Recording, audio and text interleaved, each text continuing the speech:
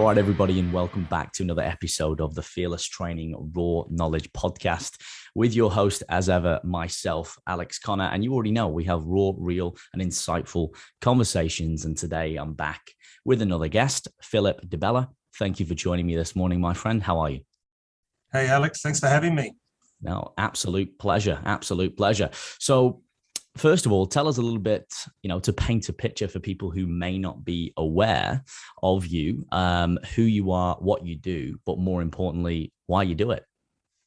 Yeah, look, I'm I'm a son of migrants, so I've got some really good Italian heritage and values of hardworking and, very social kind of person. I'm passionate about people, opportunity, and education. They're the three things that I'm really passionate about. Became mostly known, obviously, for the company I started called Di Bella Coffee in 2002 as a startup, and we grew that to be the biggest in the country and sold it in 2017. I completely exited and did some consulting for a while, and then in 2021 we launched the Coffee Commune, which is a new business, first of its kind. And the why in it is all about helping people accelerate their potential. It's all about bringing business owners or the whole ecosystem together from the hospitality industry and helping them become better versions of themselves in what they do. And whether they're a coffee enthusiast, a barista, a cafe owner, or a supplier, or a coffee roaster, we built an ecosystem where people come together to do. And the basis of it was to plug a hole, to solve a problem of what I had in 2002. I had limited startup capital. I had limited support. I had no buying power. I had no advocacy. I was new to the industry. I was flying solo. And what we're doing now, and we've already got 150 odd people working in our ecosystem, is we fast track all that. So they've got world-class infrastructure and equipment where we've spent the CapEx on. They've got education programs. They've got buying power because of we bring everybody together under a buying group. So we're doing all the things that I struggled. And again, the why is all about helping people succeed. And we say for them to be better tomorrow than what they are today. And obviously with COVID and the given times and where we're heading, it's become more prevalent and more in need to be able to help people, help their bottom line, help them be sustainable, help them be profitable. No, that's a great synopsis. And there's a couple of things I want to unpack there. I think COVID being one of them.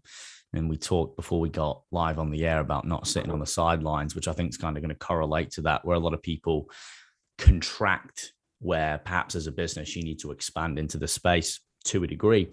You mentioned, some Italian values. I really resonate with that. My mum's Italian, growing up in between England and Italy, it's great. Was that the passion that inspired the coffee journey in terms of the product, or was there something else initially and then you gravitated towards that, or it was something that you were just always passionate about from a cultural and lifestyle aspect? Yeah, look, Dad's a coffee freak, right? So he loves coffee. I grew up, he used to take me to this coffee shop that roasted its own coffee in the valley, and he'd buy his coffee fresh every week. And funny enough, that was the cafe I started working for when I went to university. They'd expanded, and I stayed there for 9 years. But why coffee? From a young age, you always got visitors coming over. You've got Italian heritage yourself.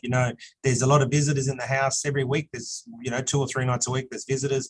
And the first thing that goes on the table is coffee, and Mum was an amazing baker, making all sorts of Italian sweets and desserts. So as soon as people got to our house, within 10 minutes, there's a tablecloth going on the table and the coffee pot's on. So you see this liquid that unites people. And as I said in the onset, my passion's around people and connectivity and seeing people engage with each other. And you see, so I was brought up seeing them do it around coffee. Would I say coffee's a passion? I love coffee, but is it my number one passion? No. I love the industry. I love what it stands for. I love the ecosystem. Being a marketer, I love stories. But how I got into it was I didn't know whether I wanted to be a lawyer or an accountant, which is one of the advice I give to people now. Always keep your options open. So I did a commerce degree, and I was able to do a commerce degree, which meant I did law, I did accounting, I did economics, I did information systems.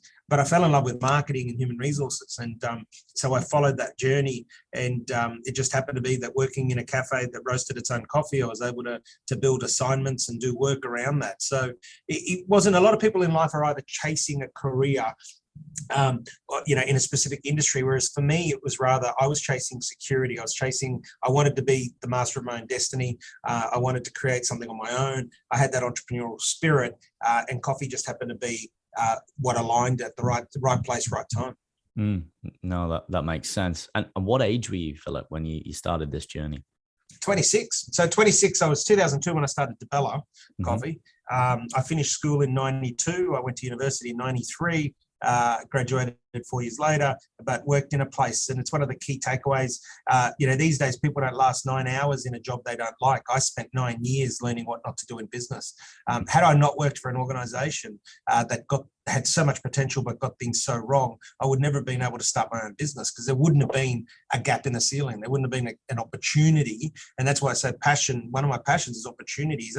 Being able to look at things and saying, hey, where's the opportunity here? What's the relevance that I can be to the market in whatever industry, because somebody else is not.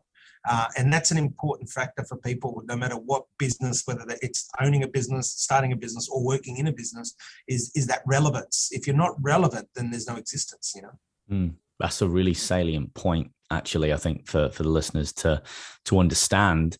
And that one really hits home with me, because I chased rainbows for many years, but worked for some brilliant companies, but some that were obviously getting it wrong, and just observing and learning, like you said, keywords are how to not do business, or how to not, market a product and whatnot, and seeing, how much revenue or how many things were being wasted, on the floor, if you will, like living and breathing it, not just sitting in the office waving the big stick.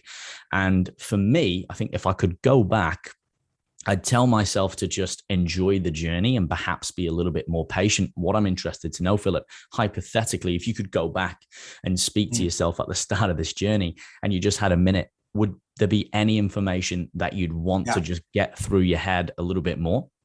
Yeah, look, it's a great one, and I don't think I've shared this with anyone. So you're hearing it first here on your show. Is I'd go back, and what I'd say to people is, remember that people don't always do business the way you do business. Don't think that because you operate with integrity that they're going to operate integrity. Don't think that because you say you're going to deliver X, Y, Z that they're going to deliver X, Y, Z.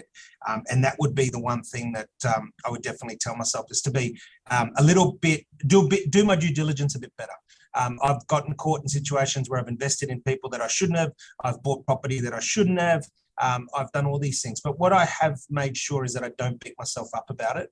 I use it as a learning curve. The first time's not a mistake. If you do it 2, 3 times, third time's definitely a mistake. If we can always stuff up the second time.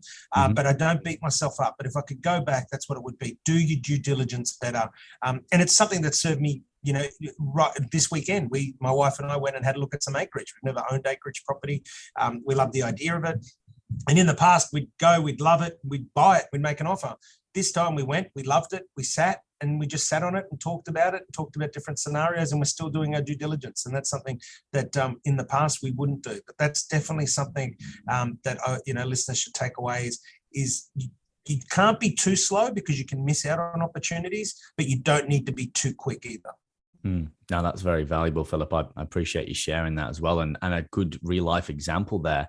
It's almost as if it's taking the emotion out of it, which is hard, comes with experience, I think. And we can use different scenarios as well, where you rush in, or like you said, you take someone for granted because in the moment it feels good. Maybe, you've got a relationship, the atmosphere is playful, or you've had a few drinks and you go into business with someone, or you go half, or you expect a certain investment, and then it's not being delivered upon, or you rushed in, you went, I should have just spent a bit more time to consider, like you said, all of the, the options and doing your due diligence. So I think that's a great point as well. There's another key thing I wanted to touch on, because you did an absolutely phenomenal job on the Trainer HQ podcast with Brad about talking about marketing. Now, marketing is it's like health and fitness. It gets lost in the works, and it's infiltrated by so much mess that people don't even know what to do anymore. But once again, the basics are the best, and simplicity is key, and everyone's overlooking that. So I'd love for you to go and sort of how you define marketing. And as you said on the podcast, summarize it in a way that people could take away the key messages in a lot less time, rather than, 3, 4, 5 years, even in an industry. And you said it before, it's a key word, that's relevant. Just a quick one, guys, before we carry on with the podcast. For any of you who are interested in taking your health and physique to the next level, and you want to remove the guesswork, you're not quite getting the progress that you want, you're not seeing what you want to see in the mirror, and you're not feeling like you're really moving in the right direction, then click the link in the bio below, the apply button, where you can contact me. We can organize a free consultation, no obligation, and discover whether it's a good fit as coach and client. All right, back to it. Relevant. Right, totally. And I love talking about this. It's like I said, marketing's my background. It's a passion area of mine. I'm an adjunct professor in it. And it's simple. Marketing is the art of telling a story so compelling that people choose you. You know, and that's the fundamental part of marketing. It's the why. Why do we need to market? It's so that we can. We're telling a story so compelling that people feel emotionally engaged and choose you. The secret to connecting a person or product or service is emotional engagement. And it doesn't matter what industry, what field, doesn't matter whether you own the business, work in a business, doesn't matter whether it's personal, professional, family. To engage with anything, you have to be able to tell a story. And I see great people doing great work, but can't tell a story. So there's 3 ways to tell that story. So once you understand that marketing is the art of telling a story so compelling that people engage emotionally with you and choose you, there's 3 ways you've got to tell that story, to deliver the story.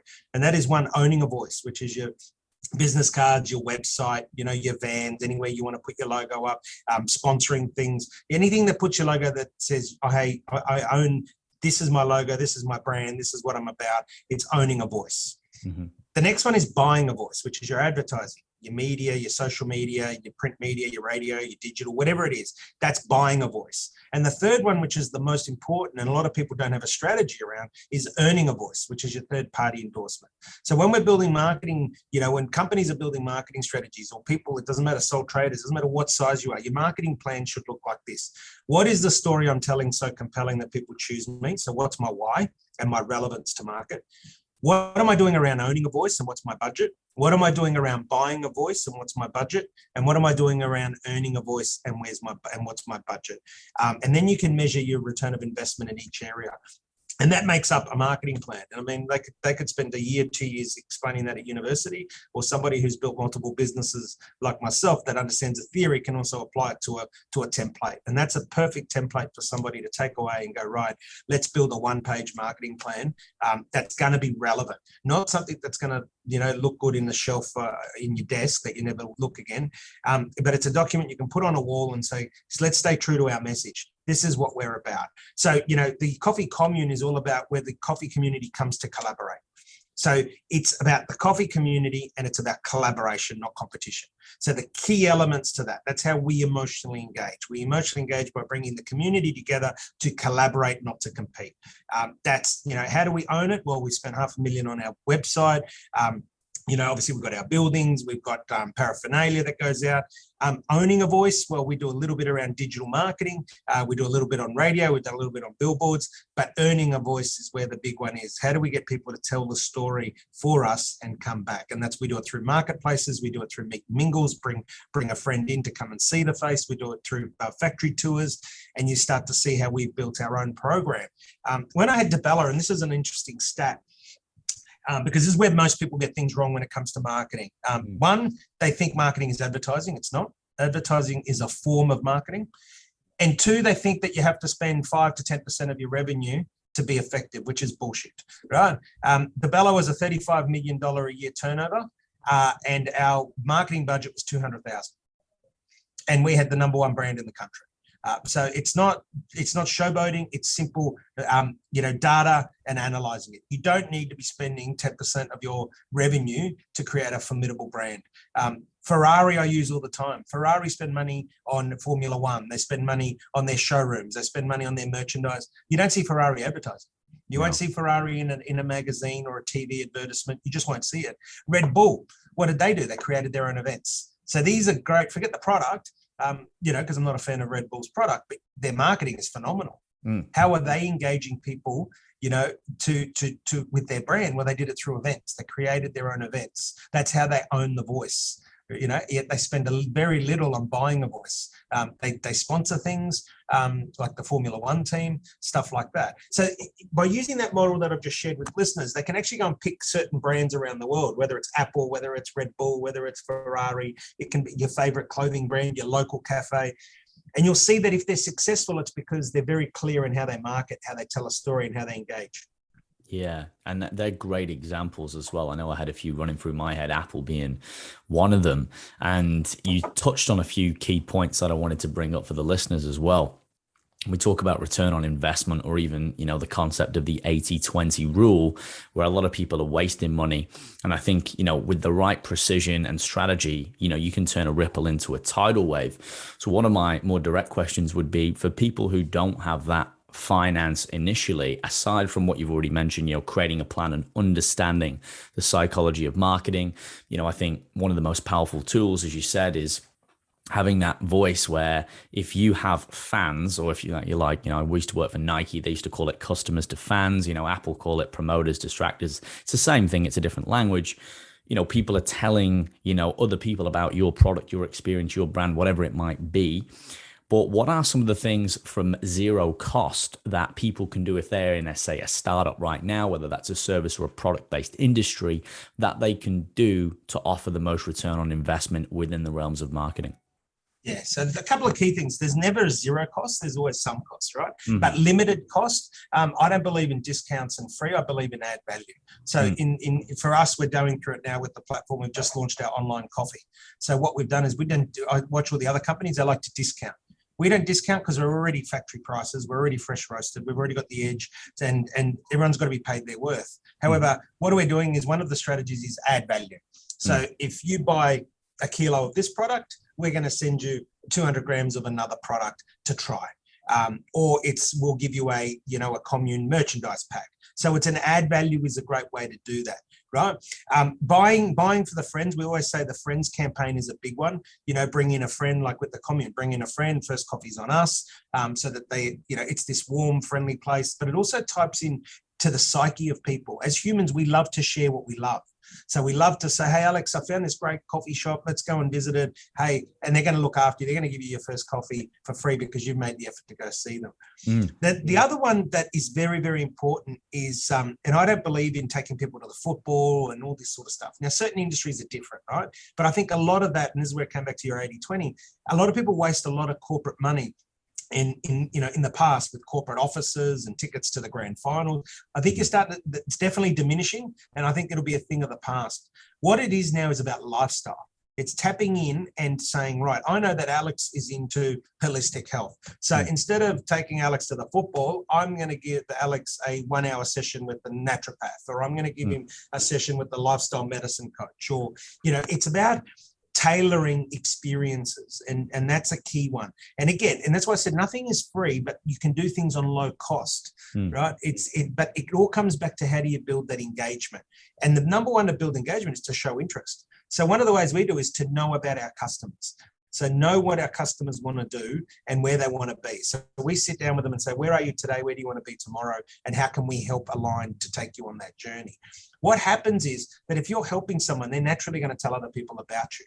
However, if you consciously go around trying to make it contrived, it gets lost in the noise sometimes. So, our marketplaces and our meet and mingles are great. So we say, hey, Alex, you're a member of the commune. I want you to bring a couple of friends with you. No strings attached. Bring them along. Come and have a beer on us and some pizza.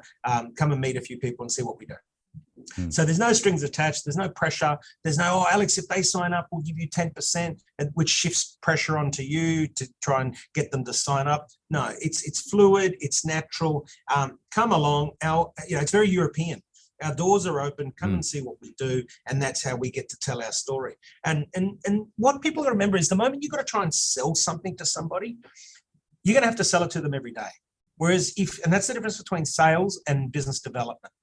I never called my team sales guys because sales means I've got to keep selling. A business development person is there to help you develop your business. And if they help you develop your business, you're going to tell someone else about them. They'll tell somebody else. They'll tell somebody else. So I suppose the key is build solid, meaningful relationships. So depends what industry you're in. It depends what resources you have. But the fundamental, what comes out of that funnel, to answer your question in short, build strong, meaningful relationships, not superficial, wishy-washy. Hi, how are you, Alex? Great, love to see you. Oh, fantastic. No, build. Alex, how's little Johnny's soccer going? How's your partner doing? I heard they're not well. Blah, blah, blah. Build solid, meaningful relationships, and the rest takes care of itself. Yeah. No, I love that. I think there's a lot of value in what you just said. I'd probably encourage people to go back and listen to it over again, because it is about, the qualitative aspect of that. And it is very European as well. Something that always, sort of strikes me. And I think you see a lot of this in Melbourne is, those coffee shops where you can go in a little bit more. It's lacking here. I think we're getting there. Obviously, you've tapped into that niche yourself, where it is a little bit more about the culture, the community. It's more present, where now we've sort of become, automated in a way where it's all pleasantries. Is it, how are you? Yeah, good. How are you? It's like, yeah, you don't have to tell your life story, but sit down, have a coffee. What's going on with the kids? What's going on with the family? And I mean, it's simple stuff once again, really, but a lot of businesses seem to be overlooking this in relationships. And that's what I always found to be a really big alignment between the best companies that I work with. So I'll just name a few, like Apple, Marriott. They were all about the people. And I just couldn't believe how many companies couldn't get it. For example, and you said this before, you got to look after your people's your family. Marriott had a great one that's always in my head. And he said, you look after your people look after your customers come back. And I'm like, well, that's simple as shit. But how many people are doing it? You might have a better workplace environment. Like you said, it's not about buying them, but it's like, oh, okay, what do these people like? What are my, my employees, my fans, the people I work with, not for or to, interested in? And that shows that you're listening and thinking. You give them, like, there might be a massage or something like that, or whatever it is. Apple were great. They just had more breaks. They provided an environment where you were cultivated. They had a chill out area, all this. It's like, why is Google such a successful place to work at? Yet so many companies are trying to shortcut the staff and they don't pay them. And then they wonder why their customers are going. I'm like, well, you're paying peanuts, you get monkeys, as my granddad used to say. I don't know if you want to add on to that. Yeah, look, and what I would add to that is you can't make things contrived. That's really the highlighted message. I hate when people say, "Oh, we're doing this because we've got to have a policy." Well, forget the policy. How about we do it because it's the right thing to do? And I'll use a great example without getting controversial. Is this whole and I did it on my own flashcast a couple of weeks ago. Got released about diversity, right, and equality. And I said, the moment you give airtime to diversity and equality, you're not being diversified and you're not being equal anymore. I don't employ a male because he's a male and he's got to make up the quota. I don't employ a female because she's female and she's got to make up the quota. I say, this is the seat of the bus. These are the attributes and skills that I need. And I go to market and I pick the best person for that role. And the best person is obviously the one with the right attitude and the right values that align with the organization, right? Now, if it happens to be more females, I don't care. If it happens to be more males, and I don't care. And one thing I never do and have never done in my organizations is there is no difference in pay discrimination. The pay is the pay. This is the role, this is the job, and these are the opportunities, and not only is this the pay, but here's the opportunity for you to earn more. And what I mean is, to bring it down, is what that outcome is an outcome of philosophy where it's in my values that you look after people, not because they're male, not because they're female, not because they're lifting some quota for you, but because I want the best person sitting on the right seat of the bus that is capable of making the right decisions. I want somebody whose attitude aligns with the organization, whose values align. And more importantly, I want to hire somebody who doesn't have a reason to go somewhere else. So I make sure that there is the financial benefit as well as the lifestyle benefit for them, right? And if I do that, then if it's male or female, it doesn't matter, right? Because it's not contrived. It's actually part of my DNA. It's the DNA of the organization. So it's not going out for the wrong reason. And the word there is intentions. And it's a word that doesn't get used enough. So what is somebody's intention? My intention is to have the best person sitting on the right seat of the bus with the right skills, with the right opportunity. And if that happens to be a male or if that happens to be a female, it is what it is. They're not there because of their gender. They're there because they're the right person. Yeah. No, that's brilliant. And I love the way you articulated that, because there's a lot of intelligent people at the moment and a lot of non-intelligent people wasting a lot of time over things that don't matter. Every life matters. And ultimately, like you're saying, you're going to the core of it. and looking at what really matters rather than sort of floating around on the superficial aspects, which are always going to be interchangeable. It's just a waste of time. It's like focusing on the trees rather than the forest. And we see this every day. And this is probably, regardless of whether that's in politics or whether we talk about, now in business, why a lot of people are wasting time, resources, and energy, because they're just so focused and distracted with all the minutiae in front of them that has a very little carryover. And as you said, not setting the intention or not being clear on the intention of what is the intended outcome and goal. And I think this is as sort of the theme in here, coming back to that why and knowing what is, if you want to call it the DNA, I think that's a great way to put it, of your company, of your philosophy. If you're not clear on that, how can you ever go forward? And I think a great example of that is relationships these days with young people. We won't go down that road, but to quickly use an example, people are just, they're dissatisfied, they're in broken relationships, they're in, they're out, commitment means nothing anymore. But I just don't think people are very clear on what they want. And of course, there's no such thing as perfection. But again, we come back to ethics and values. What are the key things that are non-negotiable to you? If you do that, you go through life and you're subconsciously polarizing and you gravitating towards, what you want. It's like you going, well, I don't really know what I want in an employee. Well, it's going to be hard, isn't it? Because you're sort of wavering in the wind. But when you're very clear, all right, none of that matters, but these are the things that I need for my business. This is aligned. It becomes very clear and the decision is made a lot easier, I would say, within that. So I think, for a lot of people, there's some great takeaways that they can kind of listen in on despite whatever industry they might be in. I want to talk about the elephant in the room, COVID. I want to talk about how that may have affected you or not, and what you did, what the mindset was when that came in, and how you overcame any obstacles, if you faced any, Phillip. Yeah, look, I anyone that sits in front of anybody and says that COVID hasn't affected them in one way, shape, or form is probably not in touch or not being honest, right? Mm-hmm. COVID has affected everybody in one way, shape, or form. For me personally, it's the uncertainty, especially somebody that likes to, work in certain times in terms of, right, let me be open about it.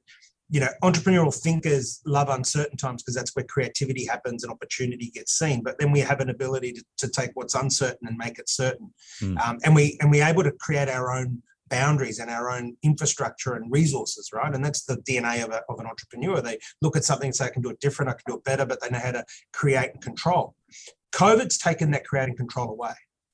If you look at it's given the government of all levels, mainly state now, and then federally, the control. And someone like me with that mindset's going to struggle because, you can have all the intentions in the world to set something up, and they turn around tomorrow and go, right, we're in lockdown.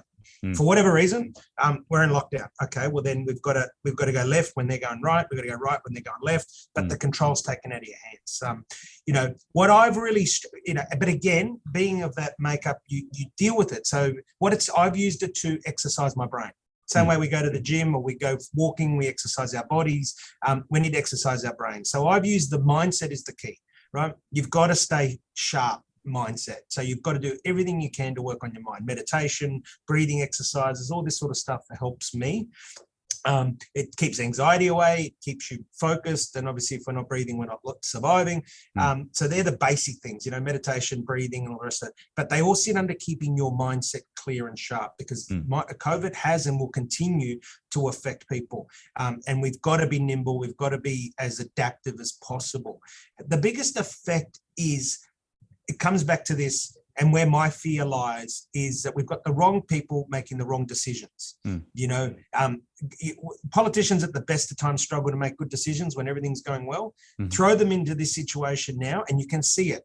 And again, I'm not judging them for their intention, because I believe 90% of their intention is right. Yeah, they love the power and all the rest of it. And I've worked with a lot of politicians, but you can't argue black and white.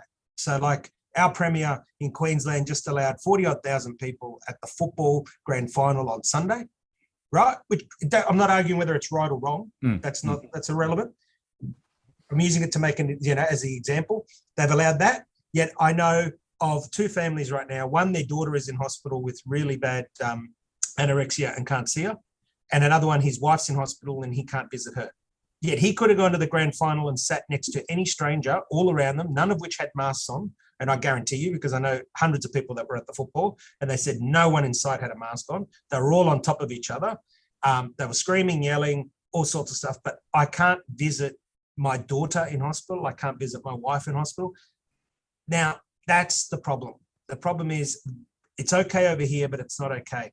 And that is we start to creep into dangerous territory of how a brain processes. And what I mean by that is if you look at the psychology behind it, forget the right or wrong. You as the leader of this state say it's okay to go to a football and sit next to a stranger. Yet I can't go visit my daughter who's got bad anorexia in hospital, or I can't visit my wife, or I can't visit my husband, or I can't, bring my child back home. Now, you've got to look at the deep psychological issues of that decision. What can you possibly be thinking, right? There is no humanity in those decisions. There is zero humanity. And that's what I've struggled with, Alex, and continue to still struggle. The latest one was the last lockdown in Queensland for me, being in the hospitality industry, where 10 o'clock, they made a decision at 4 o'clock to close to shut everything down. And the first thing that went through my head was, there's people walking into churches right now getting married that are going to walk out and be told there's no function. I'm owner in a restaurant here in Brisbane where that night alone, there was $20,000 worth of catering and restaurant bookings gone in one night. That's one business.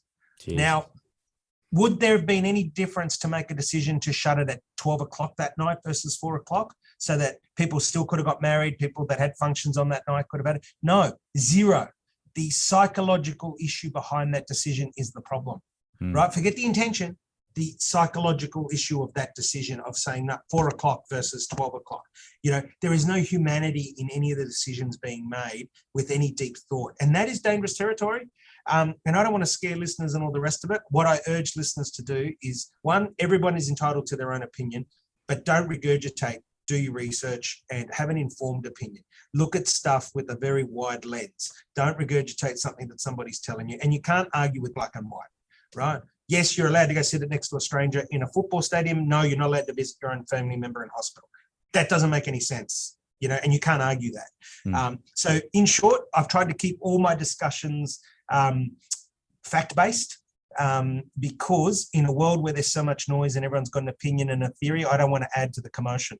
I want to be that calm in the storm for people, not add to the commotion. So I've had discussions with people about all sorts of stuff, but people still won't know whether I'm vaccinated or not vaccinated because that's not the issue, right? The person has a choice to get vaccinated. A person has a choice not to get vaccinated, black and white, right? We're not here to dictate to anybody. So, that's the disturbing part. But the key takeaways is keep your mindset sharp, right? You've got to work on your own individual mindset because if your mindset's not right, you're no good to anybody else. Don't be naive and think that COVID hasn't affected you. Even these real estate agents who are gloating about how much they're selling and buying Ferraris and Lamborghinis, there's always a corner coming. So start planning for the bad times when times are good, right? But 3, make sure that you're not adding to the commotion. Be part of the calm, be part of the change that you want to see in the world, as Gandhi says. Be part of the calm, don't add to the storm because there's enough bullshit and noise going on. Try and keep your discussions to that black and white and data-based, So that's what I try and do. Am I perfect? Far from it. But yeah, that's my take on it. But in short, COVID's affected me, it's affected everybody, but you make the best of what you got with the resources. And this is something I really want to share with the listeners. Grab a piece of paper and a pen and write down, am I doing the best that I can at the time that it's happening with the resources that I have? And that's my go-to to keep myself sane. Yeah. Am I doing the best I can right now with the resources that I have at the time that things are happening? Am I doing the best? And if the answer is yes, then don't beat yourself up. And that contributes to keeping a clear mindset. Yeah, I love that. I couldn't agree more, Philip. There's a lot of valuable thought processes and takeaways there, and focusing on the controllables is something that I'm really passionate about. And it's such a simple concept where people are so caught up in the weather and all these external factors, but they're just forgetting what's right here in front of them that they can focus on. And like you said, it's a great exercise to put pen to paper and actually visualize that, acknowledge that, work through that in your mind, rather than, get lost in, we'll sort of think about it, but it gets lost in translation. And as you said before, it's best to be factual and take the emotion out of it, which is hard, especially with what's going on with families and this, that, and the other. But yeah, without going too much deeper in that, there's a lot of things that are not making sense. And I think for people who put two and two together and can, see through the matrix, as I always say, it's very clear to be able to see that, yeah, think things are not quite right. But again, like you said, I'm really passionate about not adding to that. I just want to go, hey, look, I'm going to hold some space, whatever I can do. I'm going to provide some positivity. I'm going to focus on what I can do and contribute. I think this is one of the great things we do. We're on this podcast this morning. We're having valuable conversations, meaning conversations with real people who are making a positive difference. And at the end of the day, if we help one people, 1,000 or 1,000,000, then that's job done in my book. So I love those thought processes. Philip, because we're getting close to time, I want to run through some other rapid fire questions, which are a bit more fun, but quite key in nature. But before I do, you mentioned before about, we've touched base on this, sitting on the sidelines, getting in the game. I'd just love for you to just speak about that a little bit, or if you want to add on a little bit in terms of what that means to you and what the listeners can do to get involved, shall we say? Yeah. Look, I always say one of my heroes, or my slogan, go-tos, whatever you want to call it, mantras, is Gandhi's, be part of the change you want to see in the world. And it came about many, many, many years ago where, you make that decision, am I going to stay working in an organization? Am I going to take the plunge? Am I going to get in the river, as Dr. Joe Dispenza says, get in the river and flow downstream, because you're not going to get downstream if you don't get in the river. And it all, you can say it in however you want, but it means don't be a passenger in your own life. Take control what you can, influence what you'd like to, and piss off the rest, right? It's very simple. Control what you can, influence what you'd like to control. And if you can't control it or influence it, get rid of it. But you can't be a passenger. And we see that a lot. We see people sitting on the sidelines, throwing in their comments, they're sideline commentators. Well, a sideline commentator is a commentator. It has its own seat. It's not a player. So if you want to be treated as a player, get in there and play the game. Commentators don't win the game. The players win the game. So you can use whatever analogy you want and all the rest of it, but it comes down to be part of the change you want to see, whether that's family change, political change, whether that's company change, industry, whatever it is, local community. Get amongst it, be part of it. Like you said earlier, get in the journey, enjoy the journey. Your destination, we're all going to the same place, but regardless of what you believe in, we're not going to exist one day as we are today. But the bottom line is the journey is what you're remembered for, what legacy you're going to leave behind. Again, we can use all these fancy cliches and sayings and the rest of it. All they're doing is inspiring us to take action. And at the end of the day, if you don't take action, nothing happens. And that's why I keep bringing it back to be part of the change you want to see in the world. Yeah, that's a great summary. And that sort of answers one of the main questions that I usually ask people about, if you could offer advice to someone that could improve their life every day. I mean, I think that's one part of it. But if there was to be more specific with that question, I like to ask my guests if you could recommend a habit or a behavior. It could be meditation. It could be getting out and walking. It could be, again, an exercise, like you said, writing something down. What are one or a few habits that you'd recommend for the listeners to do that would improve their life every day that you've employed yourself? Two really good ones, and I encourage people. One, if you can't improve on the silence, don't speak. And that's something that my wife said to me many years ago. And she wasn't saying it at me, she shared it with me, and I just went, you know what? I really resonate that. And you sit, and I find myself sometimes sitting back and listening to people's conversations, and you just go, what the hell are these idiots talking about? There's no substance to this conversation. Now, it doesn't mean I be judgmental or the rest of it. Just I'll sit there and be quiet. And sometimes people will say, oh, you're very quiet. And I say, well, I can't improve on the silence, so I'm not going to speak. Right. So that's a really good habit to catch yourself in. And again, it comes back to that noise that, well, in a world where there's so much noise, if you can't improve on the silence, then don't say anything. The next one is something I love to do at least once a month, preferably once a week, is the whole pay it forward. Now, whether that's going and ordering a coffee and then paying for the next person's coffee, whether it's going down to the grocery. I did this a couple of weeks ago at the grocery store, went down the groceries, left $100, and I said, pay for the next person's fruit and veggies that come through it. It does two things. One, it surprises and delights the next person, but it also helps local business because it's a local family that own it. So little things like that. And it doesn't have to be big. It can be small, but it's just that act of kindness. Whether it's, I saw it returned back back a few weeks ago when my parents were coming to visit us here at the commune, and there's a few steps, and I looked out the front and there was this lovely young boy helping dad up the steps. And I just looked at that and just went, wow, that's awesome. So it's not just about paying for things, but, some sort of act of kindness. And I think if we're conscious about it, and you think about it, 26 million people in this country, right? Mm-hmm. If 10% of them, if 2.6 million people said, right, I'm going to be more conscious of some sort of act of kindness once a month, you have a look at how many things will get done or get achieved. And it doesn't have to be paying for something. It could be doing something, for somebody. So that's two habits that I really encourage people to do. One, if you can't improve on the silence, then don't speak, or hold your space and be more aware with the words you do use. But two, some sort of act of kindness, preferably once a week, but at least once a month. Absolutely. It's important to give something back, pay it forward. And, silence is golden. Yeah. As the old maxim goes, we've got 2 ears and 1 mouth for a reason. Something that I've definitely had to improve on over the years, being a bit of a chatterbox, that's for sure. Yeah, haven't we both? Yeah. One of the rapid fire questions I like to ask, Philip, and there's a few sort of curveballs here. They get a bit fun in nature, but the next one is, so a purchase that you've made for $100 or less in your life, it could be in the past month or a couple of months, that you've found to be very valuable. What would it be, and why has it been valuable to you, if any? Oh, the car map. So two. One would be, car map would have been 3-5 years ago, but of late, the sleep tracker app. Yes.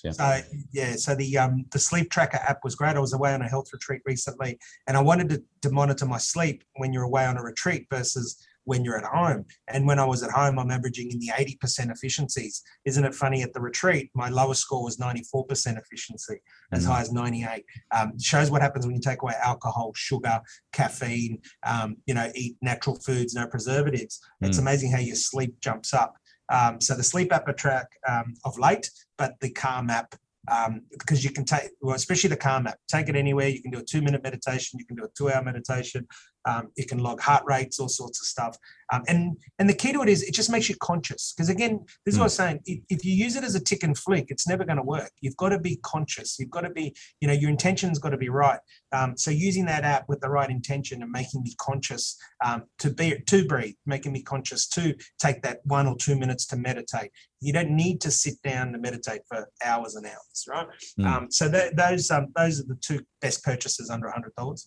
Yeah, no, for sure. And they're great ones. I think a lot of people misinterpret meditation. I know I did in the early days. We think it's got to be sat on a rock and or whatever it might be. But ultimately, the key is it's mindfulness. It's being in the moment, whether that's for 30 seconds or 1 minute initially, and then prolonged. Something I find fascinating, actually, from listening to a lot of podcasts, speaking to a lot of, articulate minds, is I've noticed a trend where people will, whether it's going on a walk or playing an instrument, invest in, up to an hour a day plus sometimes in just doing nothing and really doing nothing, or doing an activity which allows the subconscious to get in. So it's not something that's overstimulating. It's almost like music where it's not too high, but it's not too low. It's pink noise, I think they call it. But you're just able to let the thoughts come in and let the thoughts go out, whatever it might be. And something I've been trying to practice myself, because really, when do we these days? I mean, people are on the toilet with their phones. They're constantly watching social media.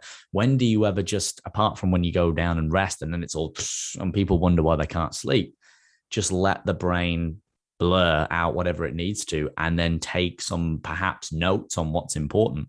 It seems to be tremendously valuable. It sounds really silly, but again, less perhaps is more in this scenario. So great.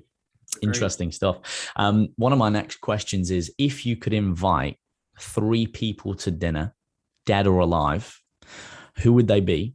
And secondarily, for fun, this ties into another question. What would you be eating? I.e., what's some of the favorite food that you like? As an Italian, I might know, but I'll give you the opportunity. Elvis Presley for the entertainment. Yes. Right, because I just thought one of the most amazing voices you've ever heard. Mm-hmm. Muhammad Ali for the mental toughness, mm-hmm. about resilience, mental toughness. Such a gentleman, but so outrageous, so retrospect. And probably Sophia Loren Oh, class. And yeah, class, talent, understated, very strong woman, but not vocal woman. So how do you carry that strength and teach young girls to have that strength and classiness and position without all the noise that goes with it? What would we eat? Well, geez, I'd probably get mum to cook some, some lasagna and probably some sort of meat. So it'd be lasagna for sure. And as the Italians all do, there'll be 3 courses. You'd have lasagna. Oh yeah. You'd have some sort of meat dish for main, and there'd be some sort of cannoli or something like that for dessert. Now you're talking. I like that. It's a great menu and a great cocktail of people, I'm sure, which would elicit some very, very entertaining and insightful conversations. That's for sure. Phillip, I appreciate your time. Before we head off, 2 things. First of all, do you want to add anything on, any lasting thoughts for the listeners that you might want to leave anyone with today? Look, I say to people, people's limitations are often self-imposed. And that's something is that, we're here for a short time. It's all about the journey. But remember that our limitations are often imposed by ourselves. So you can be who you want to be, and whether that is to read more, whether that is to study more, whether that is to start a business, work for somebody, be a mum, be a dad, whatever it is that most of the limitations are imposed by ourselves. So we've really got to unlock that mental capacity, believe in ourselves, control what we can, influence what we'd like to. Don't waste your time with anything else, but don't get caught in that situations where your limitations are being self-imposed, and certainly don't let anyone else impose limitations on you. Go and be the best you can be. Love it. It's a great way to round out what's been a very valuable and insightful podcast. And for people who want to follow along for more, they want to check out, the coffee, the commune, or they want to reach out to you, where's the best place to do so, Phillip? Yeah, so the coffeecommune.com.au, there's websites full comprehensive, tells you exactly what we're doing. And there's opportunity for people to buy coffee online. They can join up as a membership and get invited to stuff, and part of our learning academy is all included. They can get me on LinkedIn at Phillip Di Bella on LinkedIn, and on Facebook if certain spots pop up, because there's a capping of 5,000 or whatever, and I'll normally get rid of, take people that are inactive off there, and it'll open up some spots and stuff. But yeah, LinkedIn's always a good one. And definitely follow what we're doing at the Coffee Commune. And like I said, we've got a learning academy there, and we've got, benefits for members and all sorts of stuff. So if you think that that's something that you want to be part of, even just the learning side of it, there's 80 online courses and all sorts of stuff, all part of the membership. It's great for people. And again, it's not a sell job. It's all about if it's there and it can help you be better tomorrow than today, be part of it. If not a problem. No, that's great. And for everyone listening and watching, I'll put those links in the show notes in the description below, so you can just head over and check that out, as Phillip said, and be part of that community, part of that culture, whether it's for the educational aspect or whether it's more for the experience as well, which is always great. Phillip, I appreciate your time, your wisdom. It's been very valuable. I know I've certainly learned a lot from it, and I'm sure the listeners have too. And I would actually urge people to go back. I think it's important to sort of listen to things over, because there's a lot in that, in what we've spoke about, a lot of value that people can apply not only to business, but their own lives as well. And again, guys, before we sign off, if you enjoyed this episode, again, we talked about it in this episode, pay it forward, share it with someone who you think would appreciate or even needs to hear this message. Make sure, of course, you like, comment, and subscribe. Let us know what you thought. If you've got any questions for me and Phillip, reach out. We'll always get back to you. We'll give you the good stuff. We'll make sure we are human in a world that is now a little bit robotic. And for those of you who've recently give us a rating and a review. We really appreciate that. And if you've not, and it's safe to do so when you're not driving, take 2 minutes. Really helps the podcast grow. And again, it helps us fulfill our mission of ultimately helping more people. So guys, until the next episode, you already know, stay fearless.